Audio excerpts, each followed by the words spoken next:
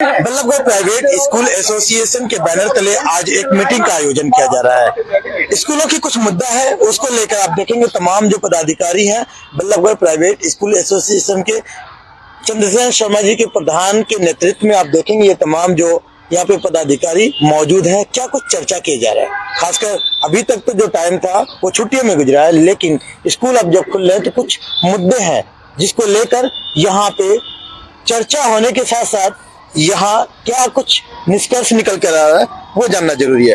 प्रधान जी, किस चीज को लेकर मीटिंग कर रहे हैं आप लोग?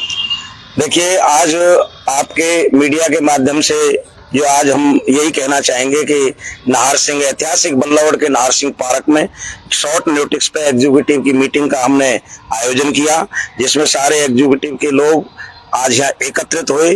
और मुख्य विषय जो रहे आज का, एक सबसे बड़ा विषय है कि हरियाणा में दो तरह के स्कूल चल रहे हैं, एक परमानेंट मान्यता वाले और कुछ स्कूल अस्थायी मान्यता वाले। तो परमानेंट वाले जो स्कूल हैं उनकी तारीख भी हमने एक हफ्ते के लिए बढ़वा दी है, 21 तारीख लास्ट होगी, पहले 14 तारीख थी।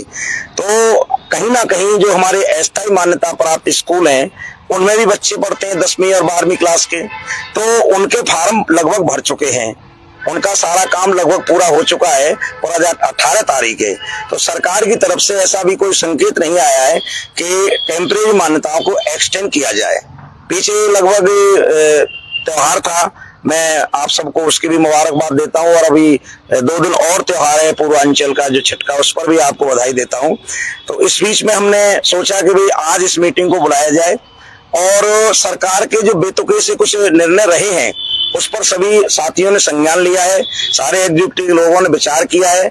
अभी 20 अक्टूबर को सरकार ने कोर्ट को गुमराह करने के लिए एक लेटर निकाला था और उस लेटर में उन्होंने ये कहा था कि भाई हम 2-2 लाख रुपए बॉन्ड राशि लेंगे। और मैं 6 महीने पीछे आपको ले जाऊं तो आप सभी मीडिया के लोग उसको कवर कर रहे थे। इसी ऐतिहासिक नाहर पार्क में 29 मार्च को उन्होंने 2-2.5 लाख का जो बॉन्ड राशि निकाली थी और उसमें ये कहा था कि 2 साल के लिए हम इनको मान्यता दे रहे हैं, यानी 23-24 और 24-25। और जब हमने उसका विरोध किया, सख्त विरोध किया और मीडिया की बात सरकार तक गई, तो वो 31 मार्च को लेटर वापस ले लिया और उन्होंने उसके बदले में कोई लेटर नहीं निकाला 6 महीने। इस बीच हमारी एसोसिएशन कोर्ट में भी चली गई, तो कोर्ट में हमारा केस है, उस पर सरकार को जवाब देना था। सरकार जवाब देने में असमर्थ रही है, तो उन्होंने वहां जाकर के इस लेटर को कोर्ट में दिखाया। तो जज साहब की ने उस लेटर को नहीं माना कि मैं सरकार के किसी भी लेटर को मानने के लिए बाध्य नहीं हूं। आप फाइल पे जो आपके खिलाफ कोर्ट केस किया हुआ है, 2 लाख बॉन्ड राशि आप क्यों ले रहे हैं बच्चों के, तब मैं इसमें कोई निर्णय दूंगा। तो इसमें सरकार थोड़ा सा जो गुमराह करने की नीयत से वहां के ये केस खत्म हो जाए, कोर्ट केस ना है तो ये स्कूल थोड़े अधर में लटक जाए, तो वो वहां सरकार को थोड़ा डिफीट खानी पड़ी। लेकिन फिर भी दूसरी फरीदाबाद के साथ बहुत सी एसोसिएशन है पूरे हरियाणा के अंदर, वो लोग भी हमसे संपर्क में हैं। हमने सोचा कि भाई हम सबको साथ लेकर के फ्रंट बना करके कि ये मसला कोई फरीदाबाद का नहीं है, ये पूरे हरियाणा का मसला है। फरीदाबाद की जितनी भी एसोसिएशन है वो सब हमारे साथ हैं, वो हमारे साथ रहती हैं, काम करती हैं।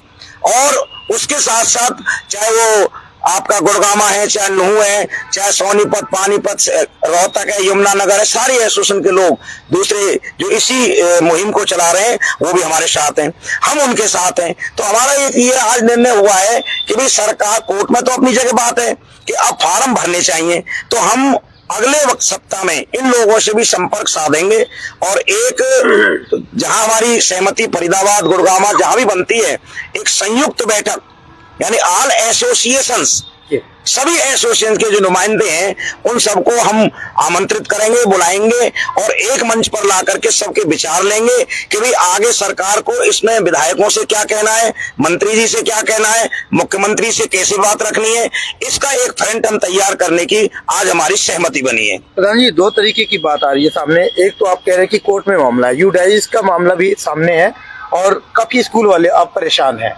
बेचैन है कि होगा क्या, तो संस्था आपकी किस तरीके से इस पे पहल कर रही है? देखिए, ये तो मैंने आपको अस्थायी मान्यता के बारे में बात कर दी। अस्थायी मान्यता पर हमारी आज सहमति बन गई कि हम कोर्ट में भी तैयारी करेंगे, कोर्ट में भी लड़ाई लड़ेंगे और सड़क पर भी आना पड़ा, क्योंकि बच्चों के भविष्य का मामला है, स्कूलों के आय का मामला नहीं है। बहुत कम फीस पे गली में, मोहल्ले में, देहात में ये स्कूल शिक्षा का काम कर रहे हैं, सरकार का काम कर रहे हैं, राष्ट्र निर्माण का, नेशन बिल्डिंग का काम कर रहे हैं, फिर भी सरकार से कुछ नहीं ले रहे। तो सरकार को ये सोचना चाहिए कि बच्चों के भविष्य को देखते हुए मान्यता को एक्सटेंड करें, और मान्यता एक्सटेंड होंगी तो बच्चों के फार्म भरे जाएंगे। ये तो मैंने उसमें इसलिए हम अपनी मुहिम को कि हम सरकार से भी लड़ाई लड़ सकें। और जहां तक 2 लाख की बॉन्ड का भरने का मामला है, हमने कोर्ट में भी केस किया कि हम बॉन्ड राशि कोई स्कूल नहीं भरेगा। फरीदाबाद का एक भी हमारा स्कूल संचालक, और यहाँ तक फरीदाबाद के साथ 2 और जिलों से मेरी बात हो रही है, कोई भी 2 लाख रुपए नहीं भरेगा 3 महीने के लिए। तो ये आप लोगों ने अभी फिलहाल डिसाइड, हमने ये निर्णय कर लिया है कि हमारा कोई स्कूल संचालक 2 लाख नहीं भरेगा। एज इट इज जैसे मान्यताएं मिलती रही ऐसे मिलेंगी, और ऐसे सरकार को देनी चाहिए। कोर्ट से भी हमारी गुहार है, सरकार से भी गुहार है। इसमें हमारा यही कहना है कि सरकार इसमें जल्दी करे, इसलिए हम उनको संयुक्त रूप से इकट्ठा करेंगे कि सबका दबाव और सबका काम मिलकर के चले। दूसरा प्रश्न यूडाइज का है। यूडाइज पर हमारे बहुत से साथियों ने आज बहुत समीक्षा की है कि MIS चल रहा है, यूडाइज भारत सरकार का है कि भाई बच्चे दर्ज होने चाहिए। वहां कुछ प्रॉब्लम आ रही है साथियों को, क्योंकि स्टेप नहीं खुल रहे हैं या कोई ना कोई टेक्निकल मिस्टेक आ रही है। तो उसमें हमने आज ये तय किया है कि अपनी जिला शिक्षा अधिकारी जो अभी फरीदाबाद में आई है, जिन्होंने हमें 10 दिन 15 दिन पहले हमने उनका भी स्वागत भी किया था, और बहुत अच्छा उनका काम करने का तरीका है। तो मंडे को हम उनसे बात करके अगले हफ्ते हमारी एसोसिएशन के सभी लोग जाकर के उनसे इस यूडाइज की प्रॉब्लम को जल्दी सॉर्ट आउट कराएंगे कि किसी स्कूल को इसमें कोई परेशानी नहीं आएगी। लेकिन आप लोग एक मीटिंग मंत्री जी के साथ में भी किया था, वो एक्सटेंड करने की जो बात आ रही है, यहाँ ऐसे नौबत क्यों आ रही है? कहाँ दिक्कत फंस रही है? दांव पे हर साल का ये लफड़ा है। देखिए, मंत्री जी को तो कई साल से हर साल ज्ञापन दिया जा रहा है, और जब मंत्री जी से अब ये जो अगला फैंटम तैयार करेंगे बाहर के एसोसिएशन को बुला करके, उसमें यही होगा कि हम अपने मंत्री जी को ज्ञापन दें, वो अपने मंत्री जी को ज्ञापन दें, अपने विधायकों को ज्ञापन दें। यानी एक संयुक्त ताकत बनाने के लिए पहले हम तैयार करेंगे। मंत्री जी ने पिछली बार हमारी मदद कर दी, क्योंकि ये इसमें 1 साल के लिए एक्शन होती है, यानी अप्रैल से लेकर 31 मार्च तक, चाहे सेशन अप्रैल से ही काउंट होगा और चाहे वो अक्टूबर नवंबर में जाके बढ़ती है। ये सरकार जब से आई है, इसमें थोड़ा सा पीड़ा बहुत हो रही है शिक्षाविदों को कि ये थोड़ा लेट करती है। यानी हमारे स्कूल संचालकों के प्राण अटके रहते हैं बच्चों की वजह से। उन्हें वो अपने देखिए आर्थिक लालच को छोड़ सकते हैं, आर्थिक फीस भी मर जाएगी, कोई दिक्कत नहीं है, लेकिन बच्चे का भविष्य किसी का बिगड़ गया, जिस पेरेंट्स ने हमें अपने विश्वास पे वो बच्चा दे रखा है, और उस बच्चे का भविष्य हमारे द्वारा, सरकार के द्वारा, सरकार के कर्मों से बिगड़ गया।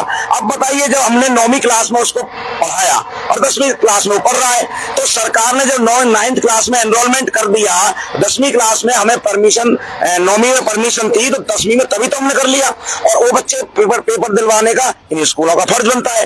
तो सरकार कहीं ना कहीं गुमराह करने की नीति, उसको परेशान करने की नीति से ये काम करती है। जी प्रधान जी, लास्ट में मैं ये जानना चाहूंगा कि जिस तरीके से इस मुद्दे को हर साल आप लोग टाइमली उठाते हैं, फिलहाल के लिए अगर इस पे कुछ रिलैक्सेशन नहीं मिलता तो क्या ऑप्शन आप लोगों पे? नहीं, ऐसा हो ही नहीं सकता सफीर जी। आपके चैनल पे पहले भी कहा है कि फिलहाल 200% इसमें राहत मिलेगी, सरकार को भी देनी, कोर्ट को भी देनी है, सभी हम तैयार होंगे। और जिस बात को आप चाहते हो कि भाई हम उग्र रूप में ये कहें, हम नहीं, हम ये कह रहे हैं हमारी सरकार है, सरकार को सुननी चाहिए। सरकार लेट सुनती है, और यदि सरकार उसको जिस तरीके से सुनती है, रोड पर आए या प्रदर्शन करें, स्कूलों में स्ट्राइक करें, बच्चों को लेकर मंत्री जी तक, विधायक तक जाएं, तो वो काम भी एसोसिएशन करने के लिए सारी एसोसिएशन तैयार है।